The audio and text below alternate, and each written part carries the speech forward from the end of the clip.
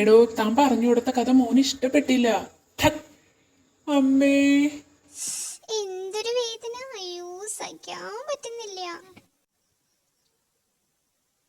വേദന മറക്കാനുള്ള വഴി പ്രകൃതി തന്നെ നമുക്ക് തന്നിട്ടുണ്ട് കുഞ്ഞെ. എപ്പോ? ഞങ്ങൾക്ക് കിട്ടിയിട്ടില്ല. പറയൂ കുഞ്ഞെ, അടി കൊണ്ട് കരഞ്ഞപ്പോൾ ഒപ്പം ഒരു കാര്യം കൂടി ചെയ്തില്ലേ? ഓർമ്മയുണ്ടാവില്ല, ഞാൻ പറയാം. അടി കിട്ടിയ ഉടനെ ഒന്ന് ചാടിയില്ലേ? ചാടി.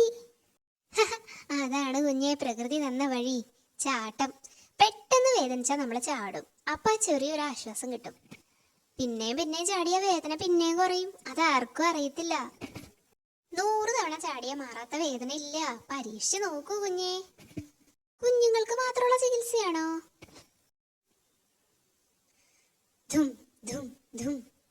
ആശ്വാസം തോന്നുന്നുണ്ടോ കുഞ്ഞെ? വേദന കുറയാനുള്ള സൂത്ര. വല്ല വേദന ഉണ്ടോ? അങ്കിലേ ചാടിയിട്ട് കാര്യമുള്ളൂ. എല്ലാവർക്കും പരീക്ഷിച്ച് നോക്കാം. ആഹാ, എങ്കിൽ കുഞ്ഞുങ്ങളെല്ലാം ചാടിക്കോളൂ. വേദന വരുമ്പോഴൊക്കെ ചാടണം. ദാ ഇങ്ങനെ 100 തവണ ശക്തിയായി ചാടിയാൽ ശക്തിയുള്ള വേദന മാറും.